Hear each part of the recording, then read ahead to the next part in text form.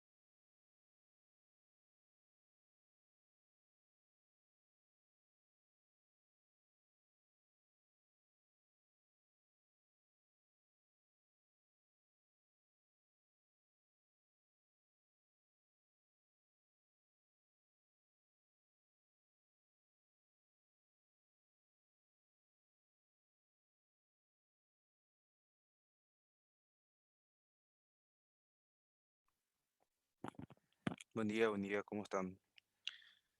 ¿Se escucha bien el audio? Sí, muy bien. Ok, ok.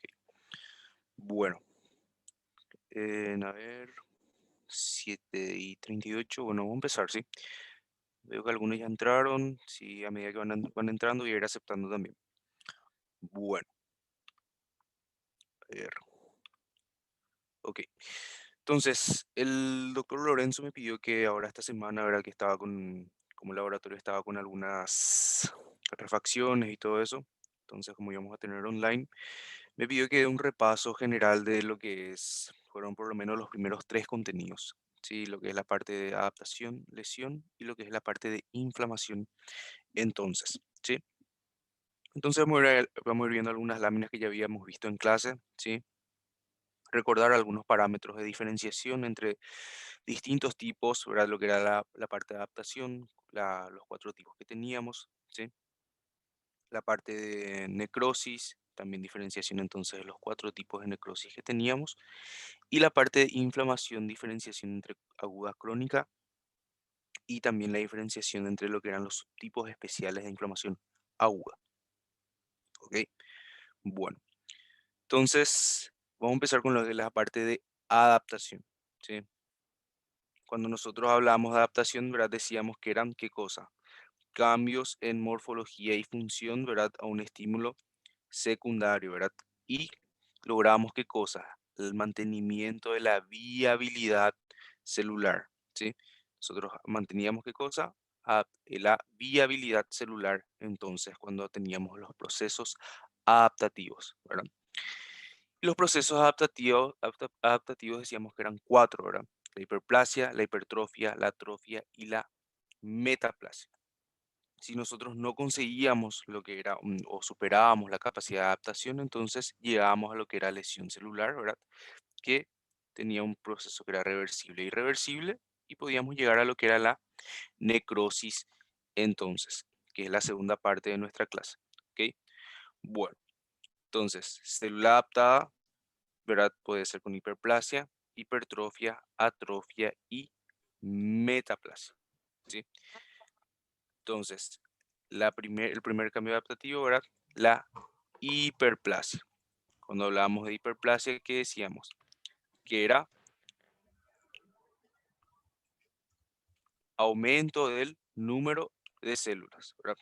Aumento del número de células, entonces, cuando nosotros hablamos de hiperplasia. Ahora, generalmente eran los procesos hiperplásicos cuando estaban asociados a lo que eran epitelios principalmente que llevaban a formaciones glandulares, se traducían en qué cosa? Se traducían en un aumento, ¿verdad? De lo que es el número de glándulas, ¿sí? A ver, un poco voy a ver si acá tengo el foco. Ya, bueno. Entonces, aumento el número de glándulas, ¿sí? Aumento el número de glándulas. Había una basofilia aumentada general de lo que era el órgano en sí, ¿verdad? ¿Por qué? Porque hablábamos de un aumento del número de núcleos, ¿verdad?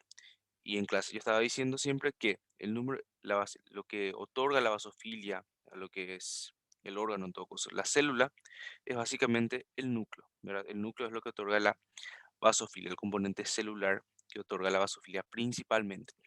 Entonces, notamos que hay aumento del número de glándulas, ¿sí? En el caso de que, por ejemplo, sean órganos epiteliales, ¿verdad? Que, sea, que induzcan la formación de glándulas. Entonces, aumento del número de glándulas y decíamos, cuando vamos a buscar el proceso hiperplásico en sí, lo ideal es buscar en el epitelio, ¿verdad? Y qué cosa, que muchas veces cuando nosotros hablábamos de lo que era en hiperplasia por estimulación hormonal principalmente, ¿verdad? Que podíamos tener, dijimos, fisiológico o patológico, entonces podíamos tener qué cosa, la estratificación del epitelio, ¿sí? Entonces el apilonamiento celular, entonces lo que era, en lo que era el epitelio glandular en sí, ¿ok? Entonces, hiperplasia dijimos, puede ser fisiológico o patológico. Fisiológico puede ser principalmente, ¿verdad? Por estimulación hormonal en sí o por un proceso compensador. Y el que era patológico decíamos que era principalmente ¿por qué? Por estimulación hormonal excesiva, ¿verdad? Bueno, entonces, en este caso de nuevo tenemos, ¿verdad? Un fenómeno compensador. ¿sí? Tenemos entonces una proliferación, ¿verdad? De lo que son los linfocitos en sí, ¿ok? Entonces, en este caso tenemos una hiperplasia compensadora, ¿verdad? A expensas de una infección probablemente, o sea, una compensación por parte del sistema inmunológico. Entonces, de nuevo, vemos intensa vasofilia, ¿verdad? En lo que es nuestra lámina, ¿por qué? Por aumento del número de núcleos, ¿sí? Entonces, básicamente tenemos aumento del número de células, entonces identificamos nuestro proceso de adaptativo que es la hiperplasia. Entonces, ¿ok? La hiperplasia, cuando hablábamos en el aspecto macroscópico, ¿verdad? Generalmente decíamos que inducía lo que era aumento del tamaño del órgano, pero también decíamos qué cosa, que el aumento del tamaño del órgano no solo se debía a la hiperplasia en sí, sino que también la estimulación hormonal muchas veces inducía, ¿verdad?, a la hipertrofia de las células. Pero generalmente, ¿verdad?, era a expensas principalmente de la hiperplasia. ¿Ok? Bueno, entonces, cuando nosotros acercamos, ¿verdad?, a lo que es nuestro epitelio glandular, en este caso, ¿verdad?, lo que es próstata, ¿qué decíamos? Que el epitelio que inicialmente era nada más pseudoestratificado, ¿verdad? Dado el aspecto de pseudoestratificado, en muchas zonas llegaba a estratificarse, ¿verdad? Por la proliferación celular excesiva, ¿sí? Entonces ahí teníamos un proceso hiperplásico entonces. También hay proliferación, ¿verdad? De lo que son células del tejido conjuntivo, pero principalmente, ¿verdad? Veíamos lo que es aumento del número de células, ¿sí? de la, del epitelio glandular en sí. ¿Ok? Entonces, de esa manera nosotros identificamos nuestro proceso hiperplásico en sí. Básicamente nosotros tenemos que, em, tendríamos ahora que tener el reconocimiento de lo que es el órgano normal, ¿sí? Tendríamos que saber que es, lo normal es que nada más sea pseudoestratificado, ¿verdad? Pero con estas pautas, ¿verdad? El aumento del número de núcleos, aumento de la basofilia general del órgano, entonces podemos decantarnos por el mecanismo adaptativo de la hiperplasia. Entonces, ¿sí? Entonces, en esta zona principalmente, aquí, entonces podemos ver aumento, ¿verdad? Marcado del número de células, ¿ok? Entonces, hiperplasia. Lo mismo, ¿verdad? Lleva a aumento de lo que es el tamaño del órgano. Si nosotros, obviamente hay que tener, ¿verdad?, un punto de referencia para identificar el aumento del tamaño del órgano en sí, ¿ok? Entonces, en el caso del endometrio pasa lo mismo, ¿verdad? Tenemos, ¿qué cosa? Aumento del número de glándulas, ¿ok? Y después nosotros mirando lo que es el epitelio en sí, ¿verdad? Encontramos, ¿verdad?, la estratificación del epitelio. Entonces, en este caso, también, ¿verdad? Estratificación del epitelio y también proliferación un poco de lo que es células del tejido conjuntivo. Entonces, de esa manera vemos un proceso hiperplásico también. ¿Ok? Lo mismo, ¿verdad? Cuando nosotros hablábamos de los procesos hiperplásicos, decíamos que no solo podría ser, ¿verdad?, por estimulación hormonal excesiva, sino también podría ser ¿por qué? Por producción de factores de crecimiento, ¿verdad? Factores de crecimiento por ciertos virus, ¿sí? Entonces, en este caso ahora teníamos piel y decíamos que había un proceso hiperplásico porque una de las capas de la piel entonces estaba con proliferación celular, ¿sí? Entonces, dentro de eso decíamos, muchas veces es probable, sí, que encontremos algunas células que están hipertróficas, ¿sí? ¿Por qué? Porque decíamos, ¿verdad? Estimulación hormonal o factores de crecimiento no solo inducen a proliferación celular, o sea, un proceso hiperplásico, sino también, ¿verdad?, hipertrofia de ciertas células. ¿Ok? Bueno, entonces ahí nuestro primer proceso adaptativo, ¿sí? La hiperplasia. Luego viene lo que es la hipertrofia, ¿verdad? Entonces la hipertrofia decíamos que podría ser también fisiológica, pero también patológica. Y generalmente se preguntaba más lo que era el proceso patológico, ¿verdad? Que es el que aparecía en el corazón principalmente, ¿sí? Entonces, hipertrofia, aumento de lo que es el tamaño de la célula y consiguientemente entonces lleva a qué cosa? A aumento de lo que es el tamaño del órgano, ¿sí? Aumento de lo que es el tamaño del órgano también. Entonces, en este caso, corazón. ¿sí? ¿Qué es lo que vemos? ¿Qué es lo que notamos? Vemos un aumento, ¿sí? De lo que es el grosor de la pared, ¿sí? Aumento del grosor de la pared. Incluso en ciertas zonas ya vemos un poco de qué, de necrosis, ¿verdad? Una necrosis coagulativa, o sea, un infarto, ¿verdad? Porque generalmente el grosor del corazón aumenta tanto que el corazón incluso ya no es capaz de suplementar oxígeno suficiente, ¿sí? Entonces, esto es un proceso hipertrófico, sí, les dije. No hace falta, ¿verdad? La diferenciación, o sea, no se les pide la diferenciación entre hipertrofia fisiológica y patológica, pero sí que reconozcan el proceso hipertrófico en sí. En este caso, uno patológico, ¿ok? Microscópicamente hablando, ¿verdad? Estos son cardiomiocitos también. Entonces, ¿qué es lo que notamos? Notamos un aumento de que del grosor, ¿verdad? De lo que es la fibra. Consiguientemente también hay un aumento ligero de lo que es el tamaño del núcleo, ¿sí? Pero en cortes que son longitudinales, les dije, generalmente lo que hay es aumento de qué cosa?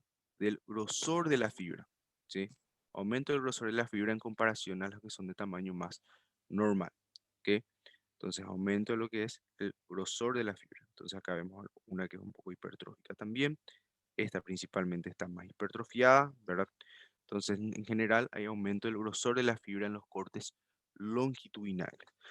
Por otro lado, en los cortes transversales, ¿sí? En comparación a los que tienen el tamaño más normal, ¿qué es lo que encontramos?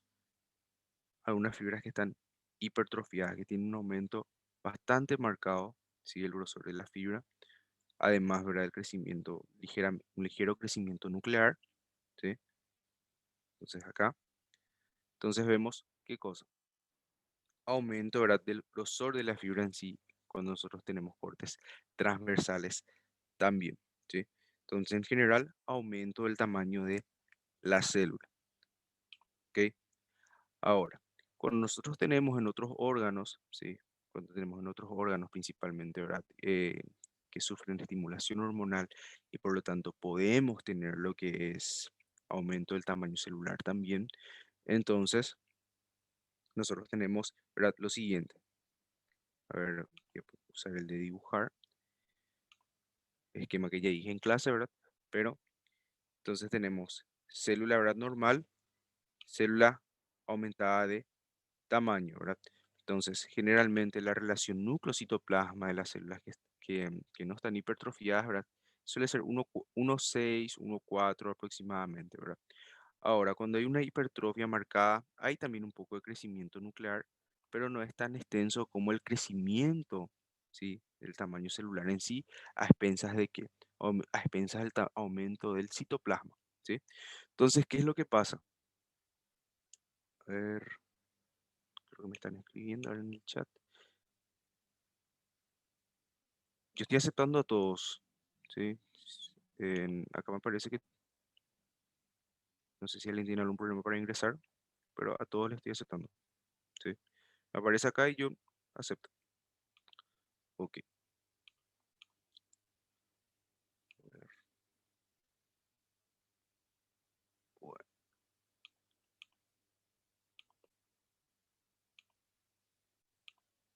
ok, bueno, seguimos. Entonces, lo que les iba diciendo, ¿sí? Hay aumento de lo que es el tamaño celular, ¿sí? El crecimiento nuclear es menos extenso, ¿sí? Pero ¿qué es lo que ocurre entonces? Cuando nosotros tenemos esa hipertrofia, entonces muchas veces, ¿verdad? Hay un halo eosinófilo alrededor de ciertas células, ¿ven? Como se ve el núcleo, pero también se ve un halo eosinófilo mayor en comparación a estas que están presentes en estas zonas, donde son mucho más basófilas. ¿Por qué? Porque el núcleo ocupa un mayor territorio, ¿sí? Dentro de lo que es el componente celular. Entonces, esas células que son un poco más hipertrofiadas, ¿sí? Tienen un halo eosinófilo mayor, ¿sí? Acá no sé si consiguen notar, ¿ok? En comparación a las que están en esta zona. Creo que en clase no se veía tan bien como se ve ahora en la lámina, ¿sí? Pero entonces tenemos algunas células hipertrofiadas acá por estimulación hormonal, ¿ok? Bueno, entonces, de nuevo, ahora, proceso hipertrófico, ¿sí? Corazón, ventrículo izquierdo, aumento marcadísimo, ¿sí? De lo que es, ¿verdad? El grosor de la pared, ¿sí?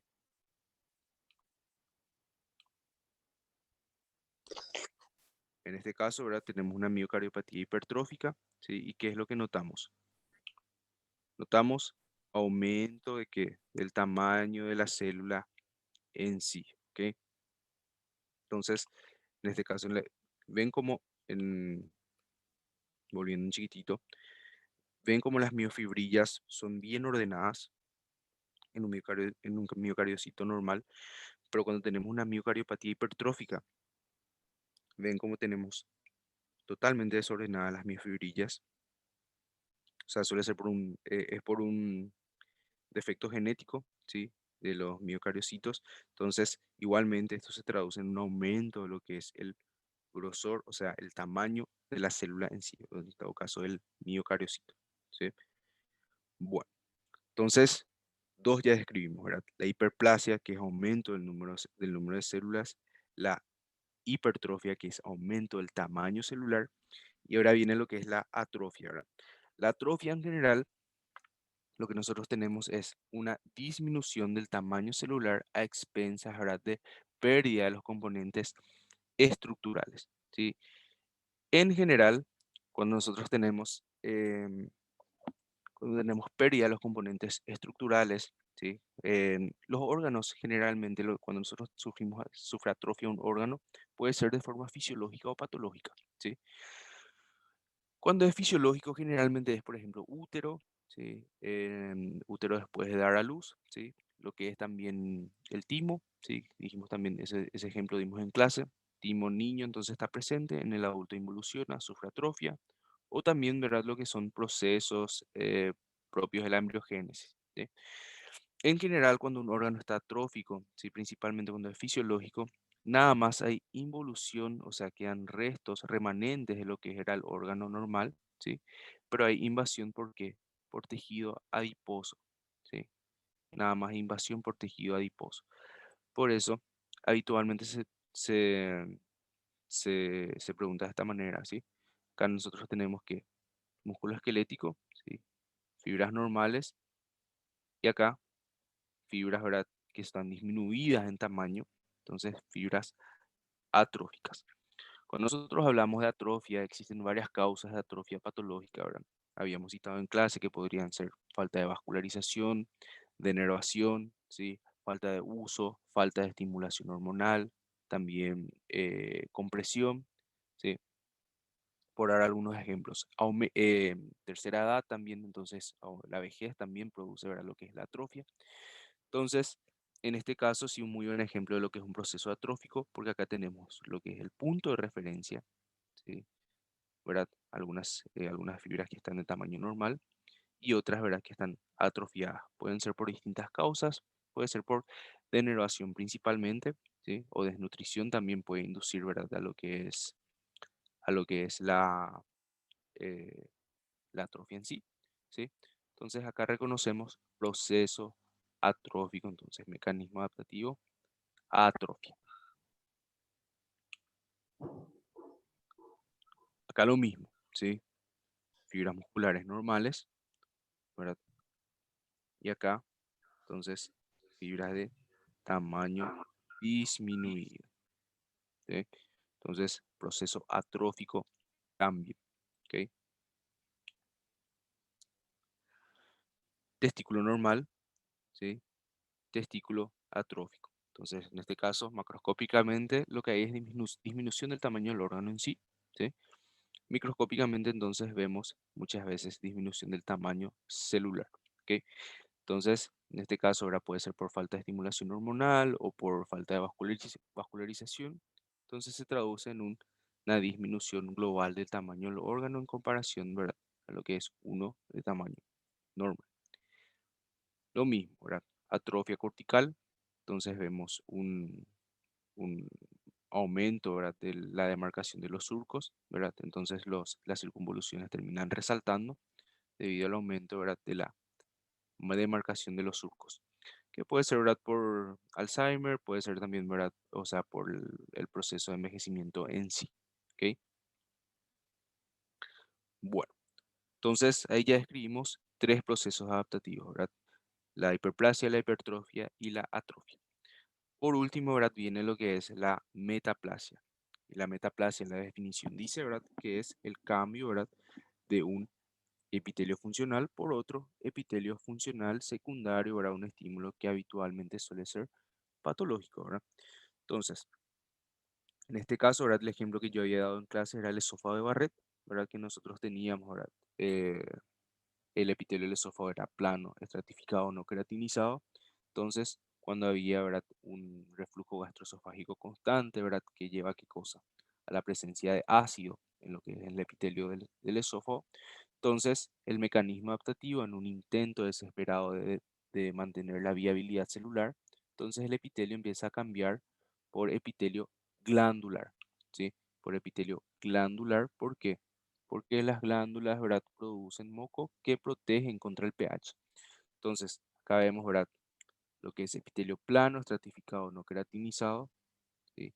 Y acá ya vemos el proceso metaplásico, incluso debajo de lo que es el epitelio plano, estratificado, no queratinizado, ya vemos formaciones glandulares, entonces, ¿verdad? El proceso de cambio, ¿sí? Epitelial, ¿sí? Professor, ele é bom, não vai.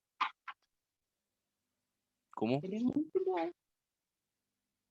Em, ¿Tienen una pregunta? Ok, bueno. Entonces, cambio de epitelio por otro, ¿sí? En este caso, como yo les había dicho en clase, si es que nosotros no tenemos, ¿verdad? Lo que es el- el contexto clínico en sí, muchas veces es difícil identificar un proceso metaplásico, excepto, ¿verdad? Que al analizar lo que es las capas del órgano o consigamos identificar el órgano en sí por otros parámetros, entonces sepamos que ese epitelio no corresponde a esa zona, ¿sí? Entonces, en esa zona, sí. En ese caso, sí. Ahora, sí, es que en este caso vemos, por ejemplo, un epitelio cilíndrico simple con células caliciformes, ¿verdad? Había dicho en clase. Nosotros, si es que tenemos contexto clínico, sí vamos a poder identificar que estamos ante un proceso metaplásico, ¿verdad? Entonces les había dicho el caso, ¿verdad? De un hombre, ¿verdad? De 52 años, ¿verdad? Que se había hecho, ¿verdad? Una endoscopía con biopsia del tercio inferior de esófago, ¿verdad? ¿Por qué? Porque tenía una enfermedad de reflujo gastroesofágico de larga evolución. Y ahí sí, si yo preguntaba, ¿verdad? ¿Cuál era el proceso adaptativo? Ahí ustedes podían decir que esto era una metaplasia. ¿Por qué? Porque en esófago no vamos a encontrar, ¿verdad? Epitelio cilíndrico simple con células caliciformes, le había dicho, ¿verdad? Entonces, eso. Acá lo mismo, ¿sí? Entonces, epitelio cilíndrico con células caliciformes, ¿sí? Con contexto clínico, entonces podemos hablar entonces de un proceso metaplásico también, ¿sí? Acá también, ¿sí? Entonces, epitelio plano estratificado no queratinizado y acá ya epitelio cilíndrico simple, ¿sí? O sea, epitelio columnar. Bueno, entonces, hasta acá la parte de adaptación. ¿Quedó alguna duda? ¿Todo bien hasta acá? Podemos pasar a la parte de lesión celular. Sim, doutor. Ok, a ver. Bueno, entonces, dijimos, adaptación para conservar la viabilidad celular, ¿verdad? Cambios en morfología y función para preservar la viabilidad celular. Si se vence lo que es la capacidad de adaptación, entonces llegamos a lo que es la lesión celular en sí, o si tenemos, ¿verdad? Entonces estímulos que son inherentemente lesivos, ¿sí? Entonces, estímulos inherentemente lesivos, hablábamos, ¿verdad? Altas temperaturas o temperaturas bajas, o en todo caso electricidad, ¿sí? Ácidos, etcétera. Entonces, lesión celular. Nosotros lo que estudiamos entonces en este caso, lo que queríamos enfocar más son las manifestaciones anatomopatológicas de la muerte celular. ¿sí? Que es la consecuencia, ¿verdad? De la lesión irreversible en la célula. ¿Está bien?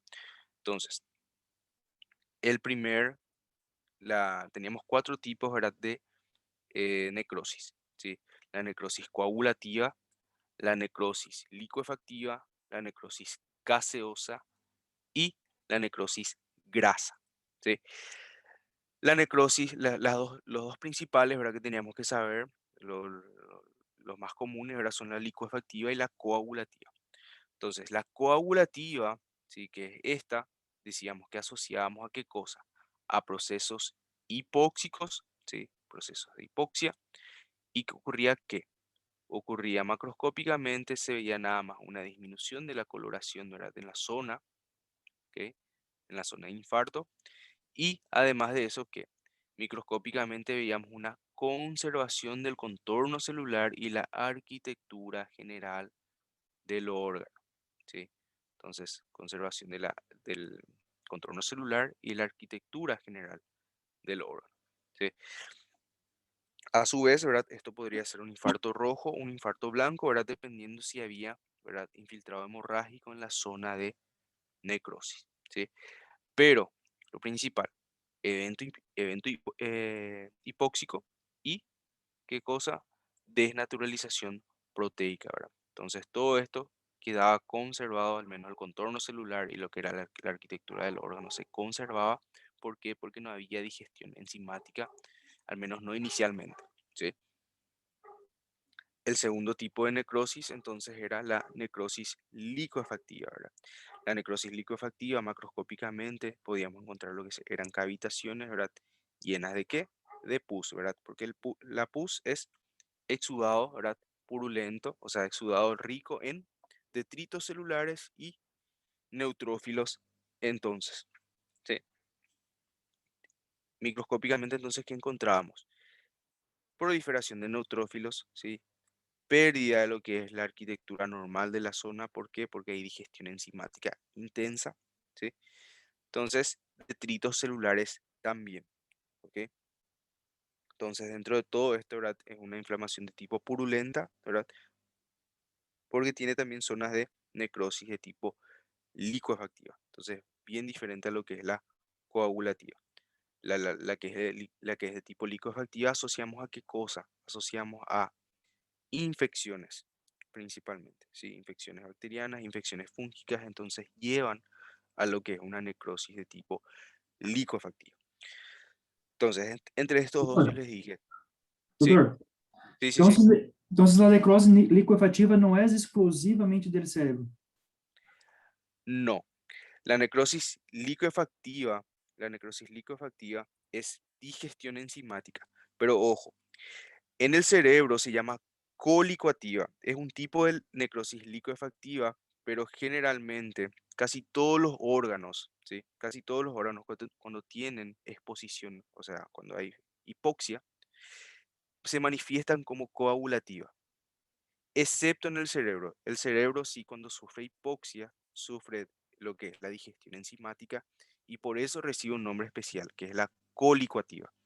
La colicoactiva sería un tipo de necrosis licuefactiva, pero tiene un nombre especial porque es en el cerebro y porque la etiología generalmente es diferente, es hipoxia. ¿Sí? ¿Se entendió? Sí, muchas gracias. Ok. Entonces, la licuefactiva en sí generalmente está asociada a procesos infecciosos. ¿Sí? En el cerebro, en el cerebro es por hipoxia y tiene un nombre especial, ¿verdad? Que es la colicoactiva. Entonces, ¿sí? Que vamos a ir viendo otra vez enseguida. El del tercer tipo, ¿verdad? La necrosis caseosa, que asociada a qué cosa? A infección por tuberculosis, entonces, ¿sí? Que vemos acá macroscópicamente, ¿verdad? Es una zona, ¿verdad? Con tejido, con material denso, amarillento, ¿sí? Como su nombre dice, parecido al queso, ¿sí? Microscópicamente lo que encontramos es material denso, eosinófilo, ¿verdad? Baja celularidad, que es la zona de necrosis en sí, generalmente rodeado, ¿verdad? ¿De qué? De una inflamación de tipo granulomatosa, ¿ok? La inflamación de tipo granulomatosa, ¿verdad? Era un subtipo especial de inflamación crónica, ¿sí? Que veíamos principalmente eran infecciones por agentes que eran intracelulares, ¿sí? Y la necrosis grasa, ¿verdad? Que macroscópicamente, como se ve, estas zonas que son un poco más blanquecinas, generalmente puede ser por acción de lipasas o por un evento traumático, ¿sí? Entonces, acción de las lipasas en estas zonas, ¿verdad? Entonces, inducía a un aclaramiento, o sea, una zona más blanquecina, que se describe que era aspecto de tiza o aspecto de giz en portugués, ¿sí? Entonces, microscópicamente, ¿qué teníamos? Teníamos pérdida de qué? De la integridad, ¿sí? De los adipocitos en sí, ¿verdad? Entonces recordemos, ¿verdad? Los adipocitos generalmente tenían una forma bien redondeada, ¿sí? Con el núcleo bien periférico. Pero cuando nosotros, ¿sí? Tenemos lo que es la necrosis grasa, entonces, ¿qué es lo que ocurre? Muchas veces ocurre ocurre una rugosidad de lo que es la membrana, ¿sí? Entonces, la membrana termina sufriendo lo que es un tipo de rugosidad y muchas veces hay ruptura de la membrana en sí, ¿ok? De la membrana plasmática. Entonces, tenemos eso, o rugosidad o ruptura de la membrana en sí, como vemos acá. Entonces, acá vemos zonas un poco más arrugadas, vemos ruptura, o sea, pérdida de la continuidad de la membrana en ciertas zonas, ¿sí? Entonces, con pérdida, ¿qué cosa? De lípidos, o sea, hay lípidos entonces en el espacio extracelular por pérdida de la continuidad de la membrana, o muchas veces nada más como, se ven como rugosidades entonces en lo que es la membrana plasmática en sí, ¿ok? Bueno, la necrosis colicoactiva, entonces como habíamos dicho, ¿verdad? Era así por evento ya, por hipoxia, ¿sí? Entonces, generalmente casi todos los órganos por hipoxia se manifiestan con una necrosis coagulativa, ¿verdad? O sea, solo hay desnaturalización proteica, no hay digestión enzimática, excepto cerebro, ¿sí? En el cerebro sí, entonces hay digestión enzimática.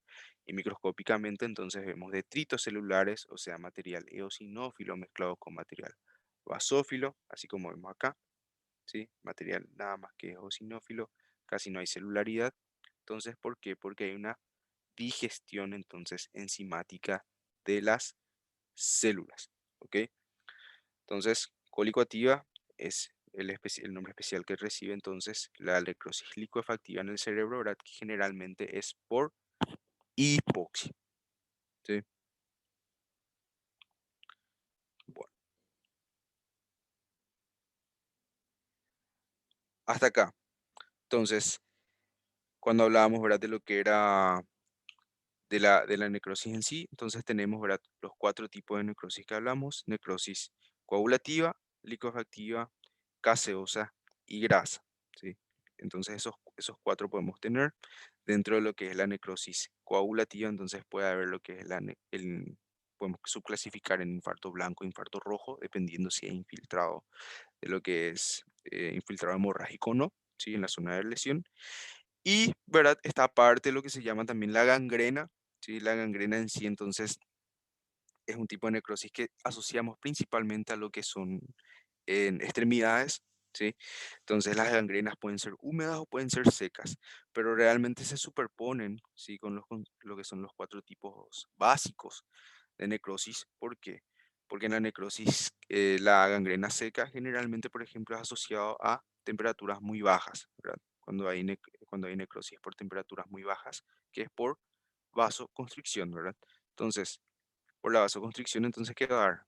Una necrosis coagulativa, básicamente, cuando hablamos de una gangrena seca. Ahora, cuando tenemos gangrena húmeda, por ejemplo, generalmente está asociado a procesos infecciosos y muchas veces, ¿verdad? En el corte vamos a encontrar zonas de necrosis licuefactiva. Entonces, nada más por eso, algunos consideran a la gangrena como un tipo de necrosis diferente y otros realmente describen dentro a través de lo que son los 4 tipos principales. ¿Ok? Bueno, entonces, hasta acá, dudas con la parte de necrosis, los 4 tipos básicos y todo bien hasta No, acá. todo bien. Bueno, a ver el chat. Ok, Perfecto, entonces. Ahora, la parte de inflamación, ¿sí? Inflamación, ¿verdad? Decíamos que es básicamente un conjunto, ¿verdad? Conjunto de reacciones en respuesta a la parte de las células inflamatorias ante la lesión celular en sí, ¿verdad? Y podíamos clasificar en lo que era la inflamación de tipo aguda y la de tipo crónica, ¿sí? Entonces, la inflamación aguda, ¿verdad? Decíamos que microscópicamente se caracterizaba ¿por qué? Por la vasodilatación y por la presencia de qué? De neutrófilos, ¿verdad? Entonces, esta es la inflamación aguda, principalmente, ¿verdad? Presencia de neutrófilos.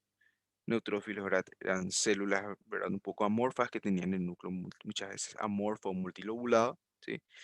Ven como los neutrófilos generalmente tienen una distribución un poco más dispersa, ¿ok? Y el evento, ¿verdad? Vascular, que es la vasodilatación, ¿sí? Entonces, básicamente, cuando tenemos, ¿verdad? Decíamos, en la inflamación aguda podíamos tener lo que era rubor, ¿verdad? Tumefacción, dolor, ¿sí? Que eran elementos propios, ¿verdad? De lo que era la tetrada de Celso, ¿sí? Pero era asociado principalmente a qué cosa? A la producción de las prostaglandinas, ¿verdad? Entonces, activación de la vía de las, cuando había lesión celular, activación de la vía de la cascada del ácido araquidónico, activación de la ciclooxigenasa 2, prostaglandinas, entonces inducían a la vasodilatación, ¿sí? Y explicaban, ¿verdad? Lo que era el rubor del órgano, la tumefacción en sí también, y también el calor, ¿sí? Entonces, en este caso vemos vasodilatación y presencia de neutrófilos. Por otro lado, ¿verdad? Lo que es la inflamación crónica, decíamos que eran inflamaciones que duraban semanas o incluso meses, ¿verdad? Podían ser por causas autoinmunes, por un agente que no se estaba eliminando, ¿verdad? O agentes intracelulares también que solo se estaban pudiendo contener. Entonces, ¿qué es lo que teníamos? Principalmente, ¿verdad? Células mononucleares, más comúnmente linfocitos, nichos de linfocitos, y lo que es la fibrosis en sí, ¿ok? Entonces, macroscópicamente, en este caso era una vesícula biliar, encontramos que encontramos enrojecimiento del órgano en sí, ¿sí? Y aumento de lo que es el tamaño del órgano debido a la tumefacción, ¿sí? En contrapartida, una inflamación que es de tipo crónica, ¿verdad? Vemos qué cosa. En los órganos huecos, principalmente aumento de lo que es el grosor, ¿verdad? De la pared, ¿sí? Un aspecto más blanquecino del órgano debido a qué cosa, por la fibrosis, ¿sí? Y el aspecto rígido del órgano entonces, ¿sí? Básicamente pérdida de la mayoría de sus funciones ya. ¿Por qué? Porque el tejido fibrótico entonces invadió, o sea, sustituyó lo que es tejido normal, ¿sí? Entonces, inflamación aguda, inflamación crónica. Microscópicamente la inflamación aguda, entonces, subtipo celular principal, ¿verdad?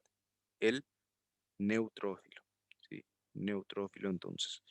Por otro lado, cuando hablábamos ahora de lo que era inflamación crónica, teníamos, ¿qué cosa? Linfocitos, ¿sí? Presencia de linfocitos. Acá vemos también macrófagos, vemos a ver plasmocitos. Plasmocitos no hay tantos acá.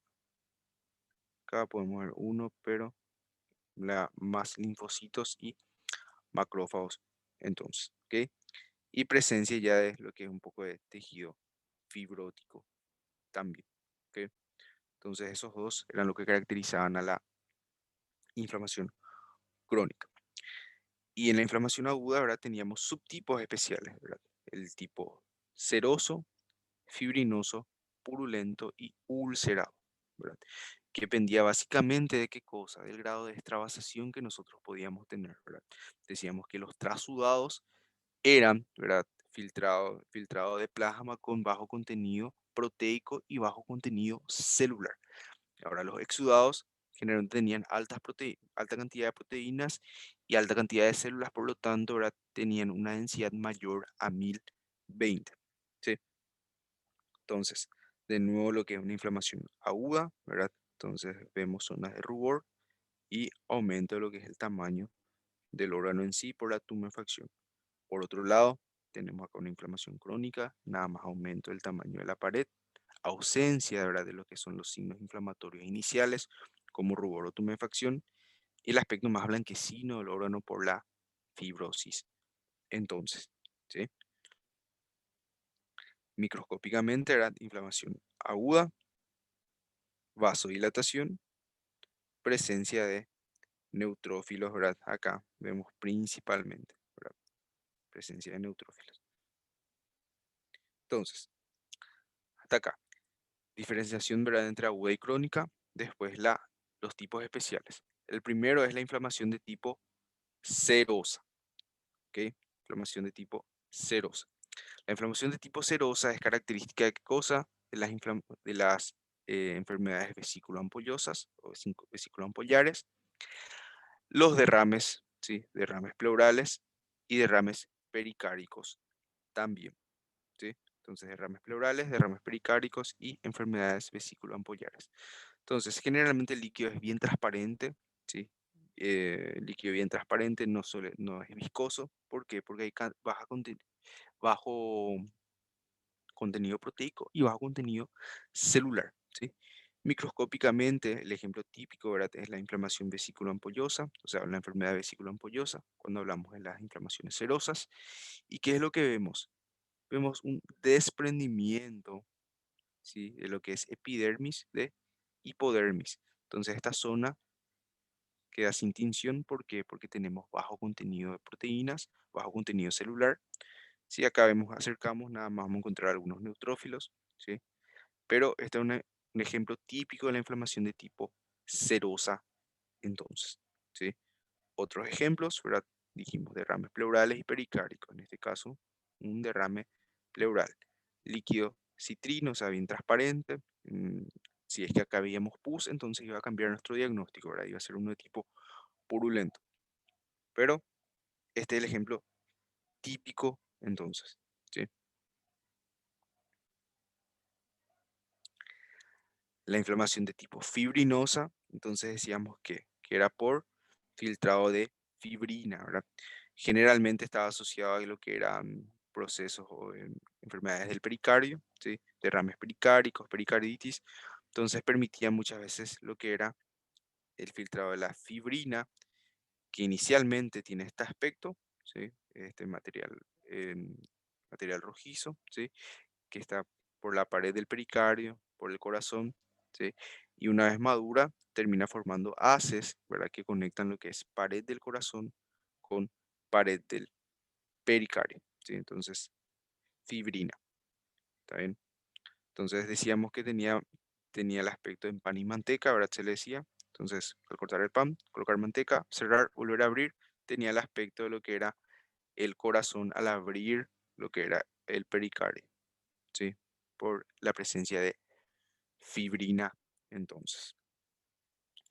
Y microscópicamente decíamos que era un poco más difícil hacer el diagnóstico sin el contexto clínico, ¿verdad? Porque nada más teníamos material eosinófilo, ¿verdad? Y baja celularidad en esa zona. Entonces, generalmente se preguntaba más así, habíamos dicho. El tercer tipo, que es la inflamación de tipo purulenta, ¿sí? La inflamación de tipo purulenta, entonces, macroscópicamente vemos presencia de pus y ya hacemos, ¿verdad?, el diagnóstico de que estamos ante una inflamación de tipo purulenta, ¿sí? Ahora, microscópicamente, ¿qué es lo que vamos a tener? Macroscópicamente vemos entonces pus, microscópicamente vemos presencia de neutrófilos, ¿sí? Pero además de eso, vemos necrosis, ¿sí?, en ciertas zonas, ¿sí? Necrosis de tipo licuefactiva, ¿sí? Necrosis de tipo licuefactiva. ¿Por qué? Porque hay digestión enzimática. Entonces habíamos dicho, presencia de pus, ¿sí? Presencia de pus era indicativo de ¿qué cosa? De necrosis liquefactiva. Entonces las inflamaciones que son de tipo purulenta, ¿sí?, tienen zonas de necrosis Usted también, liquefactiva, más ¿ok? por eso tiene que darnos ayuda, no lo que comieron. Ya está. Entonces, zonas de necrosis liquefactiva, ¿ok? Como reconocemos, vemos este material eosinófilo mezclado con material basófilo, ¿sí? Que son restos entonces de citoplasma y resto de núcleo también, ¿sí? Presencia de pus, inflamación de tipo purulenta, ¿ok? De acá vemos una peritonitis purulenta, ¿sí? Entonces encontramos presencia de pus tipo purulenta también. Por último, ¿verdad? La que es la de tipo ulcerativa, que vemos. Nada más lo que hay es pérdida de la integridad del epitelio, ¿sí? Con cavitación y microscópicamente entonces vemos nuestro epitelio como hay una pérdida brusca, ¿sí? De la integridad epitelial, hay una solución de continuidad acá. Vemos que llegamos, ¿verdad? Hasta lo que es capas más profundas, ¿sí? Tejido conjuntivo incluso. Y acá vuelve a haber epitelio, ¿sí? Entonces, pérdida de la integridad epitelial en sí es señal, ¿verdad? De la que es de tipo ulcerativo. Acá de nuevo, tipo ulcerativo, ¿sí? Entonces, incluso acá vemos algunas señales típicas de inflamación aguda, ¿sí? Vemos lo que es rubor, ¿sí? Y esta zona, entonces, vemos ulceración, tipo ulcerativa, entonces. Acá de nuevo, inflamación crónica, ¿verdad? Presencia de linfocitos, ¿sí? Nichos de linfocitos, o sea, nidos de linfocitos, más, ¿qué cosa? Presencia de fibrosis, ¿sí? Entonces estos haces eosinófilos con baja celularidad, porque baja presencia de núcleos, porque la mayoría de las células son nada más fibroblastos, ¿sí? Son indicativos de procesos fibróticos. Entonces vemos como acá lo que es las glándulas en sí están presentes, pero en esta zona ya están ausentes porque fueron sustituidas por tejido fibrótico. Entonces, microscópica, acercando más aún, vemos que nuestra población celular es principalmente linfocitos, entonces es bien indicativo de lo que es una inflamación de tipo crónica, ¿ok? Y el subtipo especial, entonces, de inflamación crónica era la inflamación de tipo granulomatosa, ¿verdad? Donde veíamos qué cosa, células gigantes de Langhans, ¿verdad? Que eran principalmente con la intención de contener, ¿sí? Entonces teníamos, lo característico era fusión entonces de varios macrófagos, ¿verdad? Teníamos la disposición de los núcleos en forma de herradura, rodeado, ¿verdad? De un halo de linfocitos, ¿sí? Entonces esto es una célula gigante de Langhans. De nuevo, células gigantes de Langhans, ¿sí? Incluso acá vemos un poco de necrosis caseosa, ¿sí? Entonces, en el contexto de una infección por tuberculosis. Entonces, ¿sí? Bueno, entonces, hasta acá, resumen general de lo que son los tres contenidos, ¿sí? ¿Hay alguna pregunta hasta acá?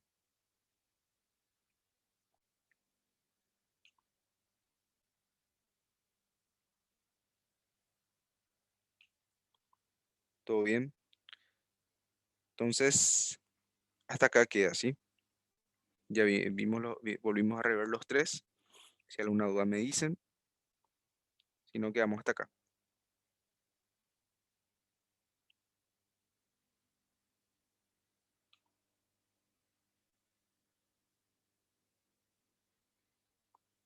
Bueno, bueno. Entonces, no, nos vemos semana que viene en el laboratorio, ¿sí? Para continuar con nuestros contenidos. Hasta acá entonces queda la revisión general de los tres primeros, ¿sí?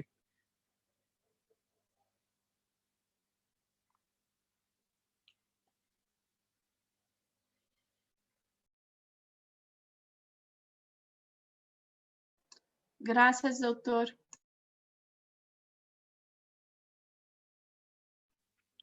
Chau, chau, gracias a ustedes. Nos vemos en la siguiente clase. Gracias, profe.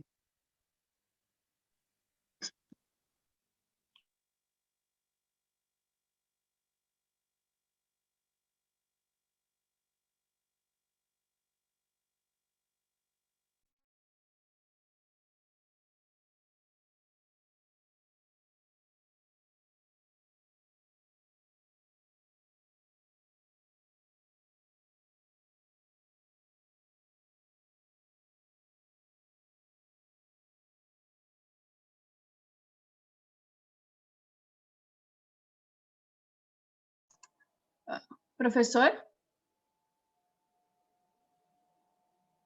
¿Sí?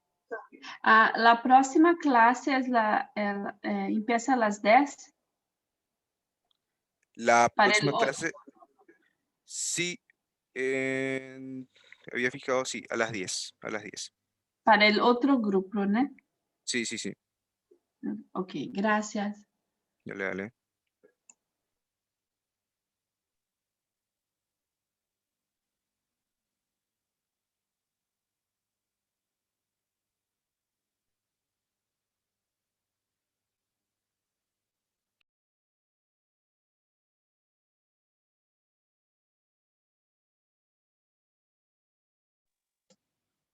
Doutor, permiso. ¿Sí? Qual seria a diferença de metaplasia e displasia? Cuando nosotros hablamos de metaplasia, ¿sí? Nosotros tenemos nada más lo que es cambio del epitelio, ¿sí? Pero el epitelio es normal, ¿sí? Tenemos cambio de un epitelio por otro, pero el epitelio es normal. Cuando nosotros tenemos displasia, ¿sí? Displasia, hay una alteración de lo que es la arquitectura en sí, ¿sí? Del epitelio, ¿sí? Y además tenemos qué cosa, tenemos cambios citológicos de atipia, ¿sí? Y la atipia corresponde a un conjunto de cambios, ¿sí? Como por ejemplo lo que es el hipercromatismo, lo que es pleomorfismo. Pleomorfismo era cuando una célula era muy grande en comparación a otra, ¿sí? Distintos tamaños de las células, pérdida de polaridad, ¿sí? O incluso veíamos también qué cosa, pleomorfismo nuclear, ¿sí? Entonces, todas esas alteraciones celulares corresponden a lo que es la displasia, ¿sí? El aumento de la coloración del núcleo en sí, presencia de nucleolos, entonces todo eso indica lo que es displasia. Ahora, la metaplasia, el epitelio está normal. Cuando hay displasia, hay todos esos cambios citológicos, entonces, esa es la diferencia, ¿sí?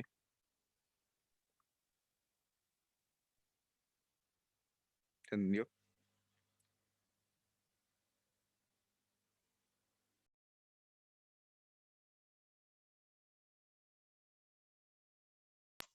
Ok, graças, doutor.